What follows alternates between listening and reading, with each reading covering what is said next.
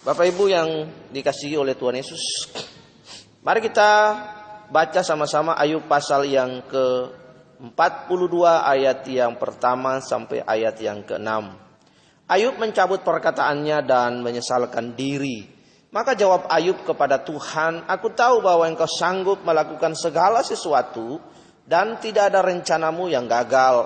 Firman-Mu, siapakah dia yang menyelubungi keputusan tanpa pengetahuan? Itulah sebabnya tanpa pengertian aku telah bercerita tentang hal-hal yang ajaib bagiku dan yang tidak ku ketahui. Firman-Mu, dengarlah, maka akulah yang akan berfirman. Aku akan menanyai Engkau supaya Engkau memberitahu aku. Hanya dari kata orang saja aku mengenal tentang Engkau. Tetapi sekarang mataku sendiri memandang Engkau. Oleh sebab itu aku mencabut perkataanku dan dengan menyesal aku duduk di dalam debu dan abu." Perhatikan baik-baik semua yang ada di sini. Harap perhatikan supaya kita belajar dengan baik dan benar. Kita melihat kalau kita membaca kitab Ayub dari pembukaan pasal yang pertama, ayat yang pertama dari kitab Ayub, di situ dikatakan bahwa Ayub seorang yang saleh dan takut akan Tuhan. Lalu kemudian pasal itu menceritakan tentang musibah, tentang bencana, kehilangan segala sesuatu di dalam hidup Ayub. Sakit penyakit datang dalam dia, kehilangan anak-anak, istrinya mati, istrinya mengajak dia untuk mengutuki Allahnya. Dan kemudian pasal 2 sampai sekian di mana Ayub bertahan dalam penderitaan dan Ayub mulai mempertanyakan siapa itu Allah dalam kehidupannya. Ayub mulai berargumentasi dengan Allah, mulai mempertanyakan Allah.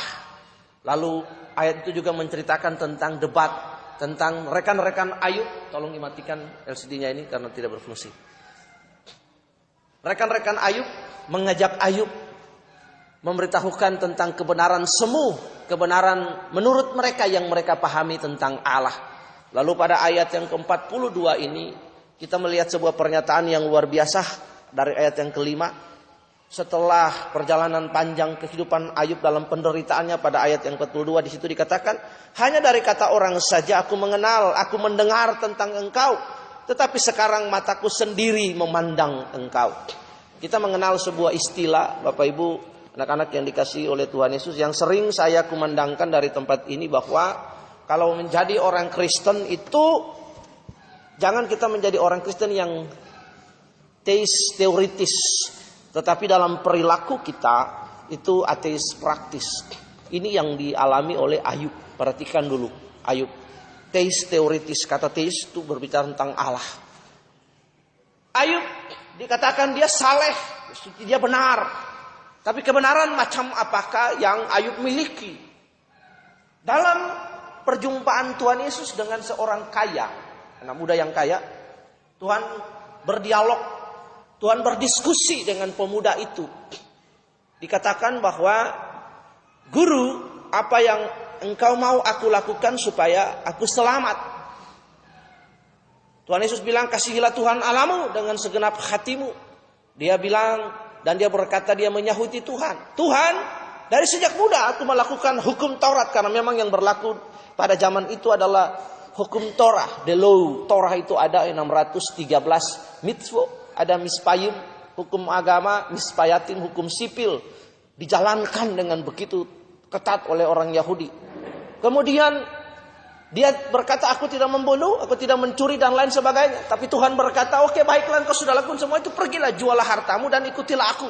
Sangat berat sekali dia. Nanti kita akan belajar. Tidak ada bedanya pemuda ini dengan Ayub. Teoritis.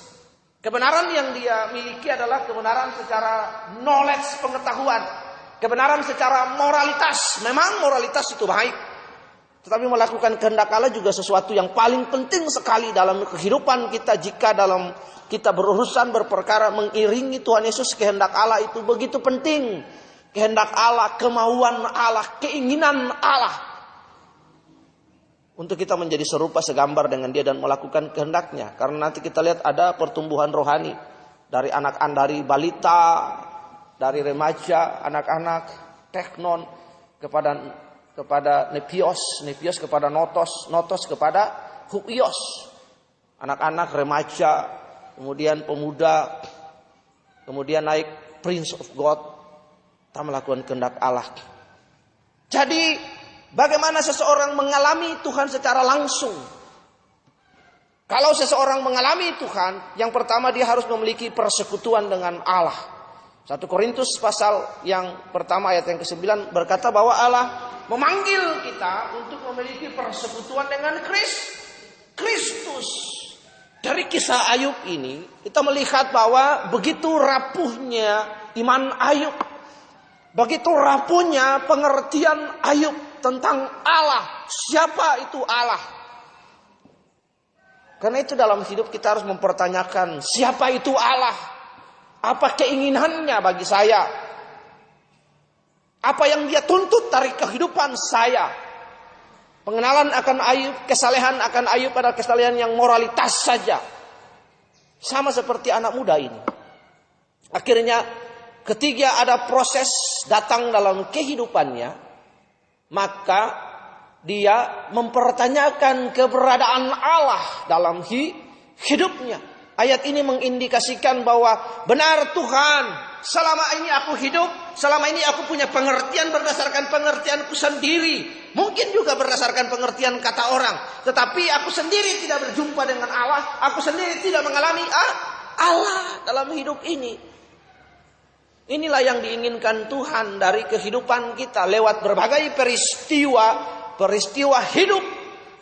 Kita mengenal Allah, pribadi Allah, keputusannya, kehendaknya, kemauannya yang dinyatakan lewat berbagai peristiwa itu dalam kehidupan kita. Lewat berbagai momentum, kejadian, peristiwa yang enak sekalipun, yang tidak mengenakan sekalipun, kita dapat menyelami dan mengenal hati Allah. Itulah sebabnya Roma pasal 8 ayat 28 berkata bahwa Tuhan Allah turut bekerja dalam segala sesuatu, everything. Karena itu juga Yakobus pasal 1 ayat yang kedua berkata, anggaplah sebagai sebuah kebahagiaan jika kamu jatuh ke dalam pencobaan. Artinya menjadi sebuah momentum. Hitunglah, menganggap sebagai sebuah kesempatan kita belajar untuk memperteguh iman kita. Lewat berbagai peristiwa itu kita mengenal pribadi Allah. Orang-orang yang tidak pernah berhadapan dengan peristiwa-peristiwa hidup, dia tidak mungkin mengenal Allah. Lewat momentum inilah mata Ayub terbuka. Oh Tuhan benar, tidak seperti yang saya pahami dengan nalar saya, dengan premis. Oh Allah itu begini, Allah itu begini. Itu disebut taste praktis, pengetahuan saja tentang Allah. Tetapi dalam prakteknya Ayub sama sekali tidak mengenal Allah. Bagaimana caranya kita mengenal Allah? Kita bersekutu dengan Allah. Allah memanggil kita kepada persekutuan. Bersekutu dengan siapa? Kristus. Untuk kita dapat mengenal Allah, kita mesti bersekutu dengan Dia. Menyelami, mengenal Dia. Ada keintiman yang dibangun dengan Allah. 1 Korintus pasal 1 ayat 9, Allah memanggil kita untuk bersekutu. Bersekutu dengan Kristus. Persekutuan kita dengan Allah secara pribadi, rumah tangga dan keluarga nanti akan melahirkan ibadah. Bukan ibadah melahirkan persekutuan. Ibadah yang dimaksudkan orang seringkali berkata, oh saya bersekutu dengan Tuhan. Where? Di gereja. Dalam ibadah gatherings, ibadah sel, ibadah rumah tangga dan keluarga. Itu gatherings. Tapi setiap pribadi setiap hari 24 jam harus mengalami Allah. Bersekutu dengan Allah secara pribadi. Itu yang Tuhan mau dalam kehidupan kita. Kita tidak pernah akan mengenal Allah dalam kehidupan kita jika kita tidak bersekutu dengan Tuhan. Tuhan berkata juga, barang siapa tidak di pihak aku, dia melawan aku. Karena itu pentingnya bagi saudara dan saya untuk memiliki sebuah persekutuan dengan Allah dalam hidup ini. Panggilan untuk bersekutu menjadi sekutu Kristus, menjadi rekan Kristus. Supaya kita dapat mengenal Allah dalam hidup ini. Kita tidak saja menjadi orang-orang yang punya pengetahuan tentang Allah dengan berbagai seluk-beluk. tentang pokok-pokok iman Kristen dan lain sebagainya. Tetapi realnya dalam praktek hidup kita mengalami perjumpaan dengan Allah setiap hari. Karena persekutuan itu. Ada dua jenis. Bagaimana caranya kita beribadah kepada Allah. Ibrani berkata bahwa cara beribadah yang berkenan kepadanya. Tidak ada cara lain yang berkenan kepada Allah. Kecuali di dalam roh dan kebenaran. Katakan amin. Kecuali di dalam roh dan kebenaran. Why? Because God is spirit and truth. Hebat. Dua kata ini begitu penting. Allah adalah roh. Karena itu kita harus bersekutu dengan dia. Dalam roh. Pertama dalam roh. Bagaimana seseorang dapat memahami kehendak Allah? Bagaimana seseorang dapat mengalami Allah? Bagaimana seseorang dapat mengerti perasaan Allah, kehendak Allah, kemauan Allah, the willingness of God in his life and submit to his willingness. Yang pertama adalah dikatakan dalam Roma pasal yang ke-8 ayat yang ke-14 yang saudara tadi kemarin streaming memberikan presentasi tentang Roma 8 ayat 14 di Facebook kemarin.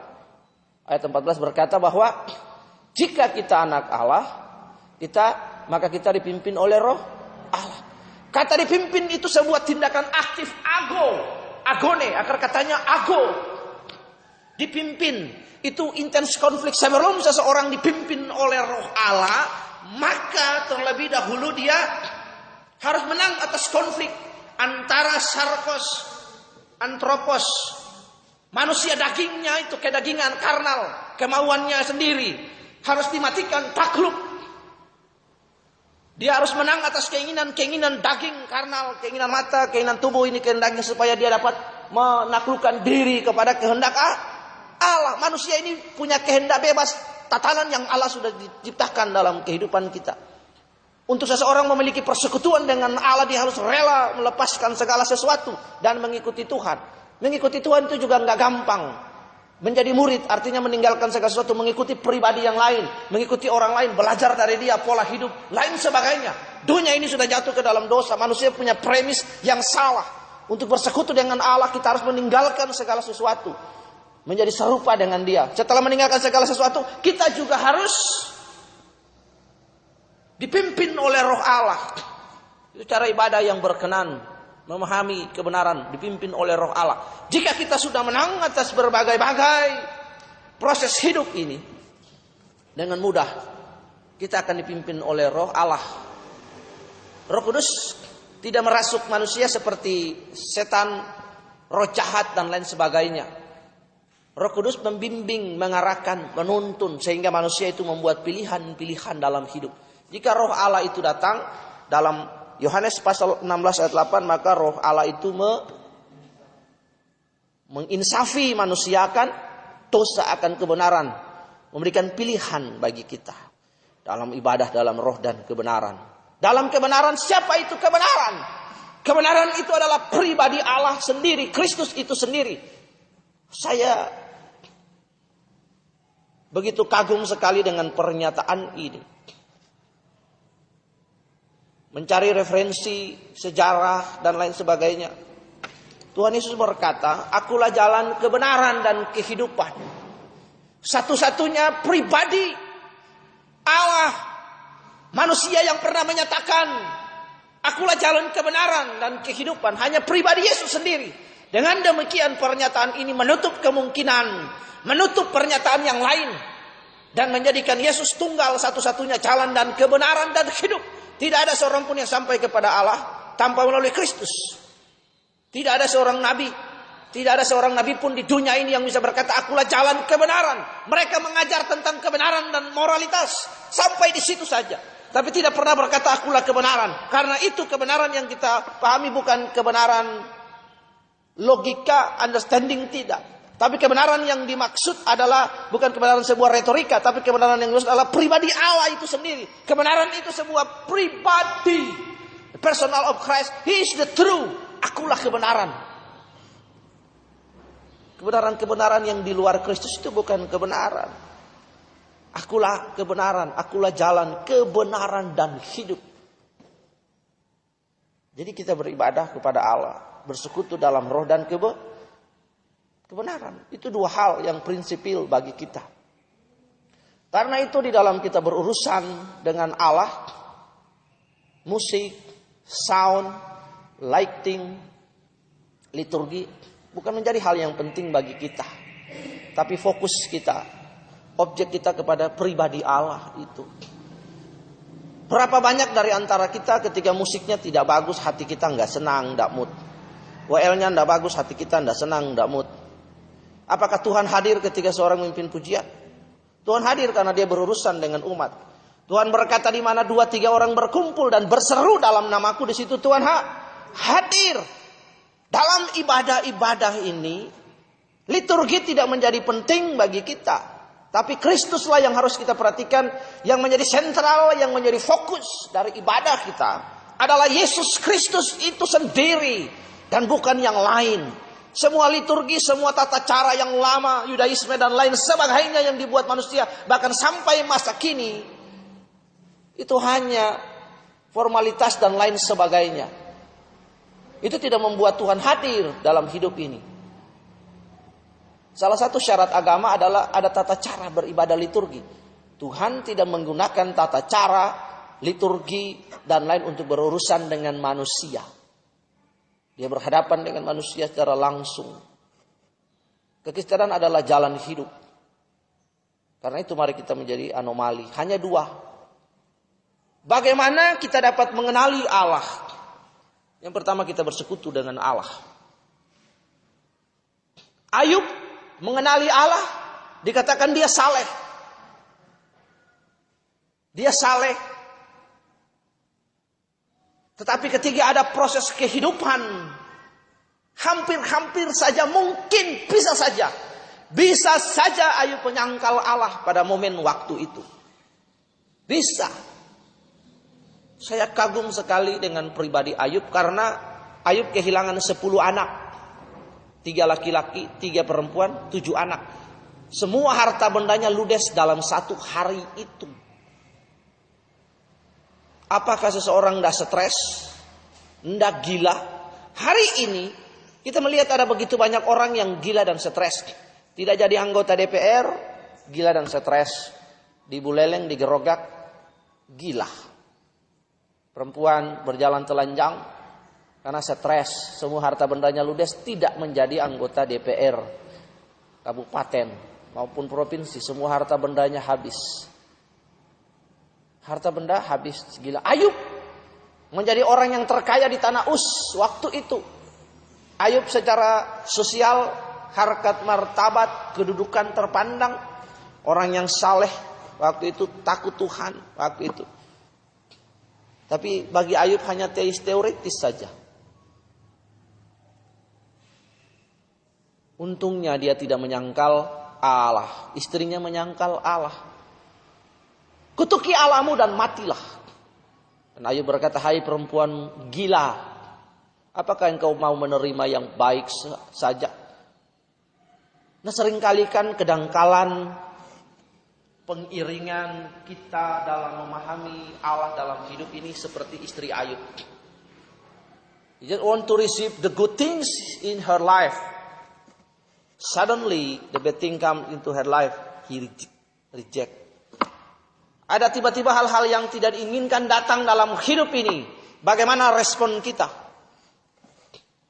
Ayub berkata dalam Ayub 42 ayat yang kelima, hanya dari kata orang saja aku mendengarkan, mengetahui, supaya mendengar tentang engkau, tapi sekarang mataku sendiri memandang engkau. Kebenaran dan persepsi yang dibangun, kebenaran diri sendiri, bukan berdasarkan kebenaran yang alkitabiah, bukan berdasarkan kebenaran yang sesuai firman yang Yesus inginkan, yang Allah mau. Sehingga kita memiliki kedangkalan berpikir. Kebenaran-kebenaran yang kita bangun semua tentang siapa kita, diri kita, siapa Allah dan lain, itu harus dirubah, dibuang. Kebenaran yang kita bangun harus berdasarkan kebenaran yang bersumber dari Alkitab sebagai otoritas hidup orang percaya, yang mengajar kita, yang membimbing kita, menegur kita, memberitahu tentang dosa, memperbaiki kelakuan supaya setiap kita diperlengkapi untuk perbuatan yang baik. Bagaimana kita memahami Allah? Kita memiliki persekutuan dengan Allah, bersekutu dengan Allah dalam roh dan dalam kebenaran. 2 hal itu yang diinginkan Allah. Allah mencari 2 hal itu, orang yang hidup dalam roh dan kebenaran, yang memiliki kecerdasan roh. Ingat, kecerdasan roh itu dibangun dari bagaimana kita memahami peristiwa-peristiwa, reaksi kita atas peristiwa-peristiwa, dan kemudian kita melihat bagaimana cara Allah memandang peristiwa itu bagi kehidupan kita. Dari situ kita bisa belajar. Dalam momentum ini Ayub belajar banyak hal sekali. Sampai kepada suatu titik dia menyerah dan berkata, Tuhan, saya memahami dan mendalami Engkau, saya bertemu langsung dengan Engkau, Tuhan. Selama ini konsepsi saya, pikiran saya, pengertian saya bangun atas diri saya sekali. Sebab itu sekarang mataku memandang Engkau, aku mencabut semua pengertian perkataanku yang pernah aku sampaikan, premis, logika dan lain sebagainya. Dan dengan menyesal aku duduk dalam debu. Bapak Ibu perhatikan, dan Ayub dipulihkan keadaannya. Kita belajar dari sini bahwa untuk mengenal Allah itu kita bersekutu dengan Tuhan. Jangan dipikir bersekutu dengan Tuhan itu enak. Murid-murid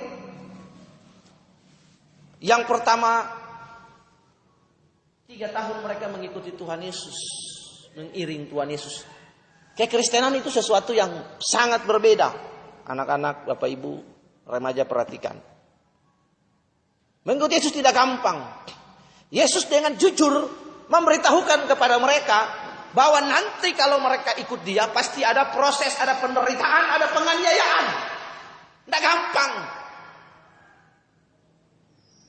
3 tahun mereka ikut Yesus. Setelah kematian Tuhan Yesus, penderitaan dan penganiayaan dimulai. Tidak tunggu waktu lama. Gereja mula-mula ketika berdiri tidak tunggu waktu lama, penganiayaan dan penderitaan dimulai. Karena itu Alkitab memberitahukan kita dengan jelas, ikut Yesus itu hitung-hitungan dulu, buat hitung-hitungan. Kalau memang nggak mau ikut Yesus, ya sudah, pilihan dalam hidup ini Tuhan tidak paksa orang. Ikut Yesus itu tidak gampang. Daripada kita hidup konyol dengan kehidupan kita. Ikut Yesus itu tidak gampang.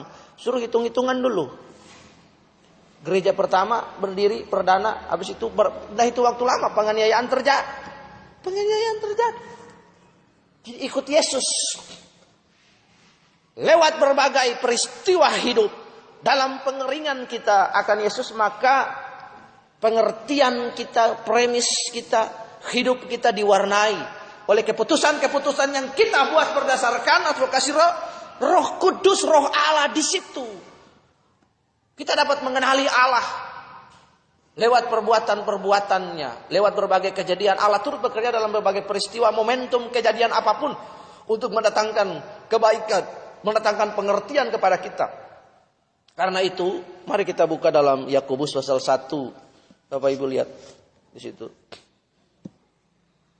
Yakobus pasal 1 ayat yang kedua. Itu luar biasa sekali. Bagaimana seseorang mengalami Allah dalam hidupnya, bukan saja asal percaya. Percaya artinya memberi diri kepada Allah sepenuhnya. Lalu di situ ayat kedua, iman dan hikmat. Saudara-saudara, anggaplah sebagai suatu kebahagiaan apabila kamu jatuh ke dalam berbagai pencobaan. Sebab kamu tahu bahwa ujian terhadap imanmu itu menghasilkan ketekunan. Anggap sebagai sebuah kebahagiaan, makanya sebagai sebuah kebahagiaan, kesempatan. Jika proses itu datang dalam kehidupan kita, lewat ujian itulah kita dapat mengenali Allah. Ujian terhadap iman itu menghasilkan ketekunan. Ketekunan itu memperoleh buah yang matang supaya kau menjadi sempurna dan utuh dan tak kekurangan suatu apapun itu. Saudara nggak bisa hanya percaya Yesus saja, percaya sebatas logika. Setan juga percaya. Alkitab berkata kamu percaya satu Allah itu baik dan benar. Yakobus 2 ayat 19. Kamu percaya Allah satu Allah itu baik dan benar, tetapi setan-setan juga percaya. Bahkan mereka gementar. Jadi percaya itu artinya membawa diri masuk ke dalam persekutuan itu dengan Allah. Serahkan hidup kita kepada Allah. Sudahlah. Alkitab berkata bahwa dari situ kita dapat memahami dan mengenal Allah lewat berbagai kesempatan dan peristiwa ujian. Ayub mengenal Allah lewat peristiwa yang menggetarkan nadir manusia. Tidak ada orang yang sehebat Ayub mungkin saat ini. Kehilangan segala sesuatu. Istri kehilangan 10 anak loh. Harta habis, apa enggak stres, enggak gila. Tapi lewat berbagai itu ada pengakuan dari Ayub. Lewat berbagai peristiwa itu kita dapat memahami pribadi Allah. Kita dapat memahami pribadi Allah. Oh iya, hebat, luar biasa. Jadi harus memang ada begitu, ada kurikulum, ada proses datang setiap dalam hidup kita supaya lewat kesempatan itu kita memilih, memutuskan, bertindak berdasarkan tuntunan Roh Kudus. Dari situ kita dapat memahami, menyelami Allah juga. Katakan amin. Ini yang Tuhan mau dalam kehidupan kita. Yang kedua, memahami Allah dengan melakukan kehendaknya. Apa itu kehendak Allah? Kemauan dan kehendak Allah itu yang sederhana dan gampang dulu kita pahami adalah supaya manusia semua diselamatkan. Apa itu keselamatan? Keselamatan adalah usaha Allah untuk membawa manusia kembali kepada rancangan semula itu, keinginannya, kemauannya.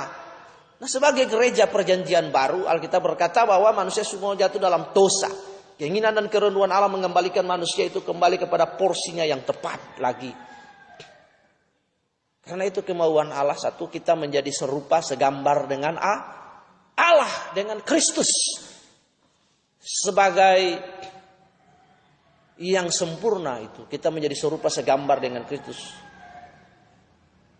Melakukan kehendak Allah dalam hidup, menaati kehendak Allah. Menaati kehendak Allah itu enggak gampang, enggak instan. Seperti kita masak mie instan, makanan-makanan fast food, enggak. Memahami kehendak Allah itu butuh proses dari hari ke hari. Dalam berbagai momentum, berbagai peristiwa, pilihan-pilihan yang kita buat dalam hidup. Contoh sederhana, ini saya membangun analogi kita supaya bagaimana kita memahami keinginan kemauan Allah. Yang sederhana dulu. Prinsipnya begini. Ada satu, lewat ilustrasi ini, ada seorang hamba Tuhan, pendeta.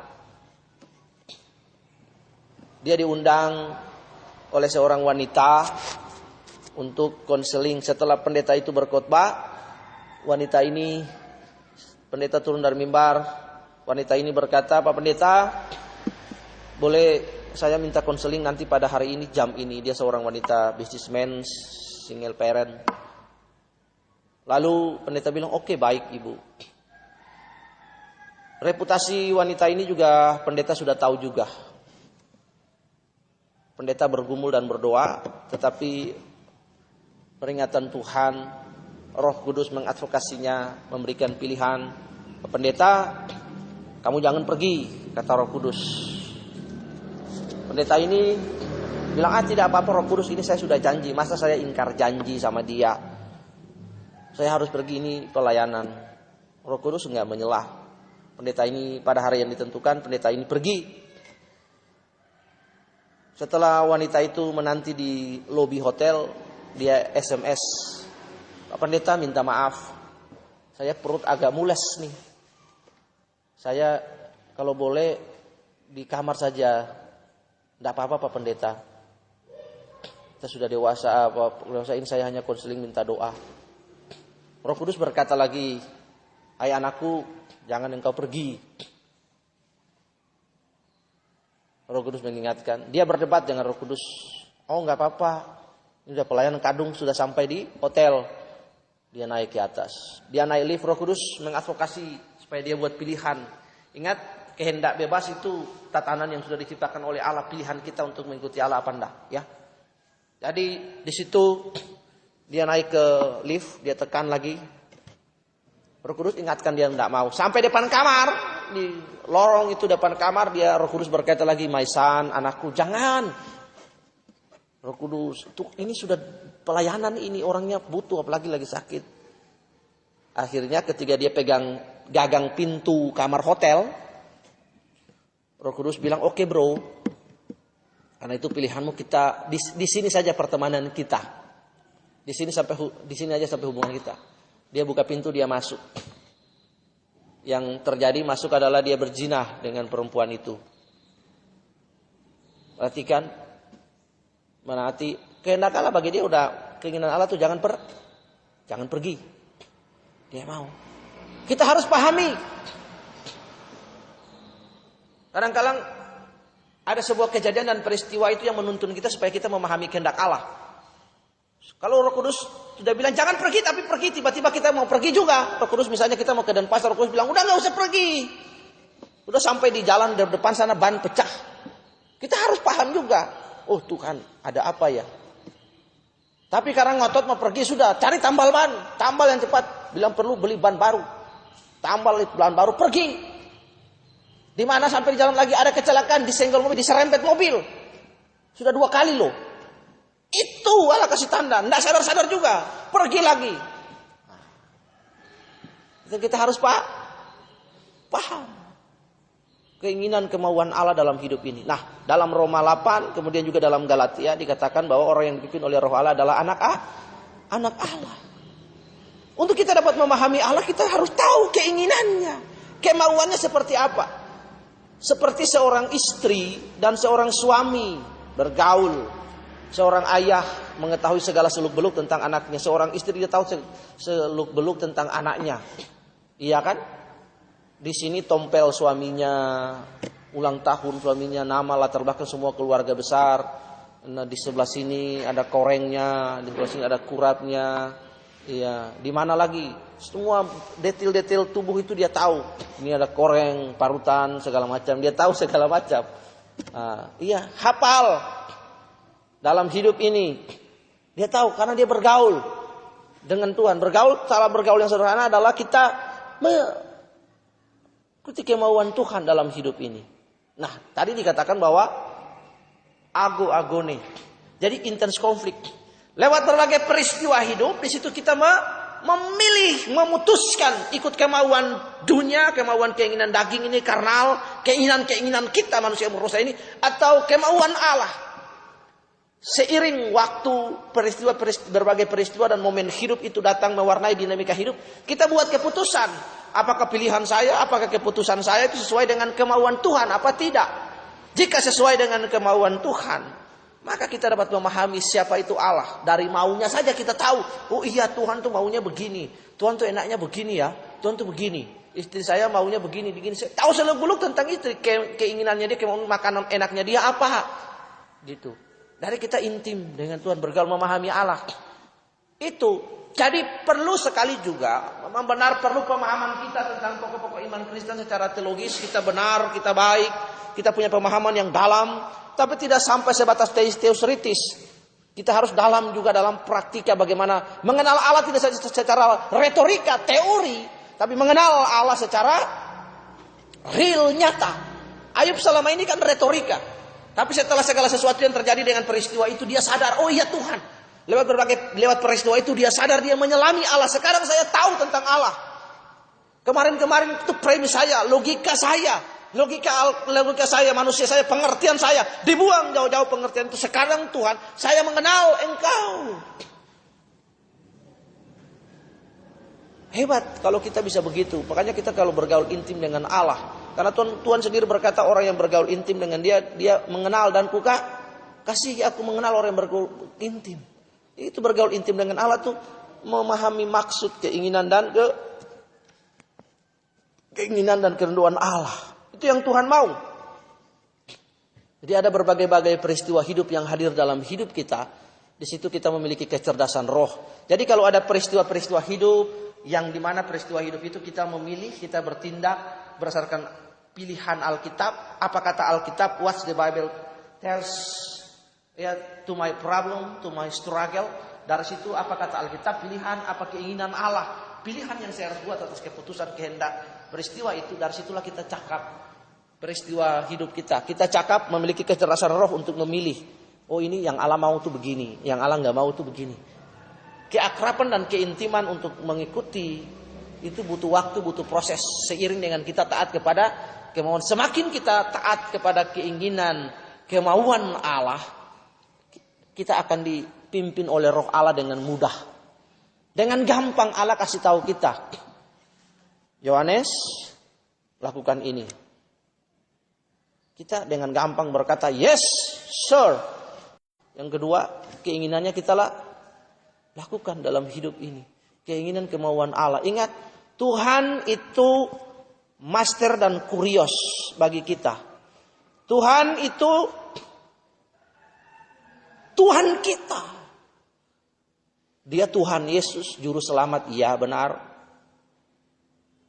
Tapi ingat, saudara dan saya tidak punya harga sama sekali.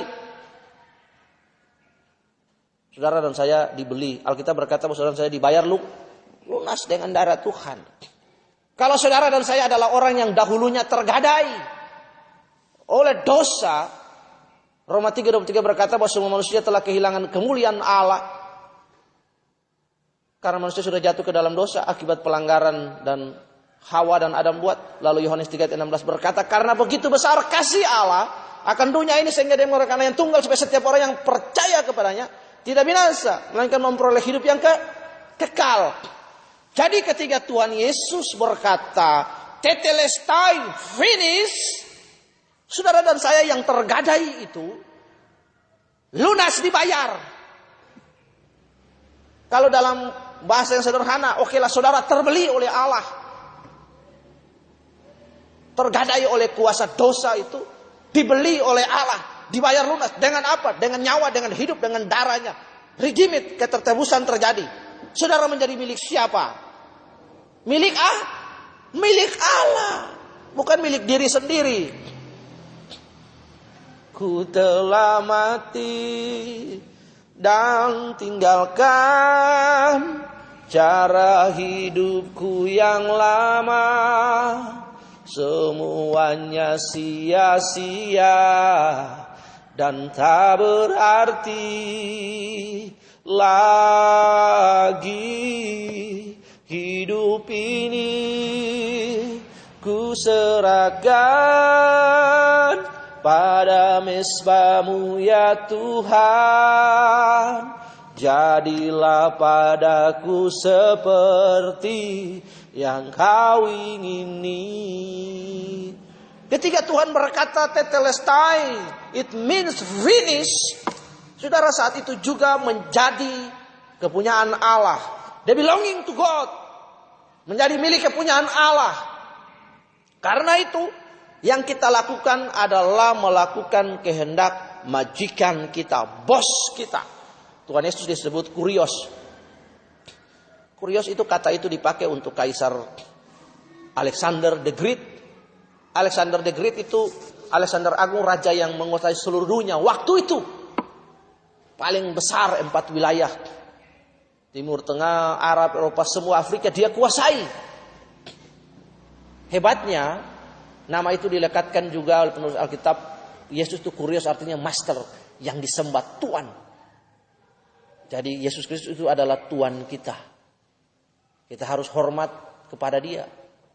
Dia adalah master kita. Jadi ketika master Tuhan Yesus berkata, kita harus, yes my Lord, I submit to your will. Iya kan? Purify my heart, let it be gold and precious silver. Ada lagunya tuh kan? Refiner's fire, my heart wants to be, I choose to be holy, ready to do your will, oh my master, ready to do your will. Saya sudah lupa kata-katanya, tapi seperti itulah lagunya. Just ready to do your will, my master. Tuhan dalam hidup ini, melakukan kehendak Tuhan begitu penting dalam hidup ini. Karena itu, biarlah dua hal ini menolong saudara dan saya. Menolong kita untuk mengenal Allah. Yang pertama, lewat bersekutu dengan Dia. Bersekutu dengan cara yang berkenan kepada Allah dalam roh dan kebenaran. Karena itu yang diinginkan Allah. Kebenaran, tidak saja kebenaran understanding kita, tapi kebenaran perilaku kita, hidup kita. Yesus adalah kebenaran itu. Karena itu Yohanes 8 ayat 32 berkata, if you know about the truth shall make you free. Menerima Kristus, menjadikan Dia Kurios dan Tuhan dalam hidup kita. Yang berikut adalah kita melakukan kehendak Allah dalam hidup ini. memahami kehendak Allah dalam hidup ini. Lewat berbagai peristiwa-peristiwa dan momen hidup, kita dapat berkata, Tuhan, apa maumu dan kehendakmu lewat peristiwa ini. Teach me, O Lord. Ada lagunya. Teach me. Gimana? Teach me, O Lord. Undivided heart saya sudah lupa. Teach me, O Lord, and I will be true. Lagunya bagus sekali. Itu lagu dari Jangkau Anak Muda. Na na na na na na na na na na na na. I will praise you forever and ever. Nah, seperti itu saya sudah lupa ya, panjang. Tapi seperti itu. Teach us, O Lord. Lewat berbagai peristiwa hidup, momen, kita dapat mengenali peristiwa hidup apa yang Allah inginkan. What God want by the momentum that I facing day by day in my daily life. Apa keinginan Allah lewat peristiwa hidup yang saya hadapi dalam hari-hari ini? What the Bible tells to me when I facing the struggle, the problem in my daily life. Itu yang penting lewat berbagai peristiwa hidup. Karena itu Allah mengajar kita lewat berbagai peristiwa hidup. Nggak ujuk-ujuk kita jadi beriman. Nggak ujuk-ujuk kita jadi orang yang saleh. Nggak ujuk-ujuk kita dapat mengenal kehendak Allah. Nggak ujuk-ujuk kita dapat begini. Nggak, lewat berbagai peristiwa hidup. Ayub mengenal Allah lewat berbagai peristiwa hidup yang menguji kesalehannya dia. Katakan amin. Yang menguji kesalehannya dia. Kesalehannya dia tuh diuji di situ. Katanya saleh. Benar dia saleh, takut akan Allah, orang terkaya di Us Timur. Tetapi ketika peristiwa hidup datang, momentum itu datang, dia tetap kokoh. Dalam ketidakpengertiannya dia pun saya kagum sekali akan imannya Ayub ini. Percaya kepada Allah, menyerahkan diri kepada Allah sepenuhnya. Lalu lewat perjumpaan dan pergumulan hidup dengan Allah itu dia berkata, bahwa dengar benar dari kata orang saja saya mengenal engkau. Tapi lewat peristiwa ini, lewat momentum ini Tuhan, saya tahu bahwa engkau benar. Itu juga yang kita hadapi. Kan kita semua sudah punya pengalaman iman. Saya harus kagum setiap hari dengan perbuatan Tuhan. Meskipun sudah lewat bertahun-tahun. 2, 3, 4 tahun yang lalu. Bagaimana pemeliharaan Allah, providensi Allah atas pelayanan di tempat ini lewat yayasan panti asuhan. Dan kita sudah mau pindah.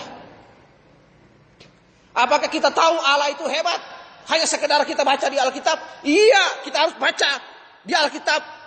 Percaya kepada kebenaran firman itu. Iya dan amin.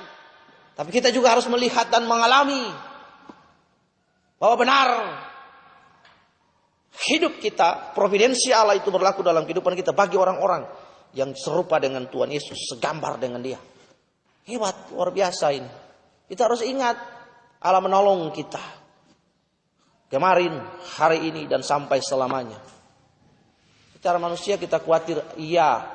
Tapi jangan sampai bunuh iman kita. Amin. Kita harus sama-sama semua kita mendapat kehormatan untuk melihat cara Allah bekerja lewat hidup kita. Dikasih istimewa loh, privilege. Luar biasa. Karena itu mari lewat berbagai pergumulan hidup, Ayub mengenal Allah dan bisa melakukan kehendak Allah dalam hidupnya. Ini yang paling penting dalam hidup kita dan pengiringan kita kepada Tuhan. Bersekutu dengan Allah dalam roh dan kebenaran. Yang kedua, melakukan kehendak Allah dalam hidup area di mana kita berada.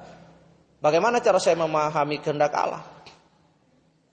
Cara yang sederhana, gampang, saudara baca Alkitab nih, apa kehendak Allah. Keinginan Allah yaitu saudara menjadi serupa segambar dengan Dia. Karena itu saudara perlu digarap. Penggarapan Allah itu lewat berbagai peristiwa hidup. Saudara nggak mungkin bisa bilang saya mau lakukan kehendak Allah. Saudara nggak bilang Tuhan saya doa nih. Tuhan ajar saya supaya saya nggak marah. Ujuk-ujuk saudara langsung nggak bisa marah. Tidak. Pada saat saudara berdoa Tuhan ajar saya supaya saya nggak marah. Keluar dari pintu gereja, saudara berhadapan dengan istrimu. Berhadapan dengan orang lain, buat saudara marah. Terus saudara bilang, Tuhan, katanya saya sudah berdoa ke Tuhan, bilang saya nggak marah. Lah Tuhan bilang, loh, Katanya tadi kamu doa bilang kata nggak marah. Sekarang saya kasih kesempatan kamu untuk belajar. Gitu aja kamu sudah marah.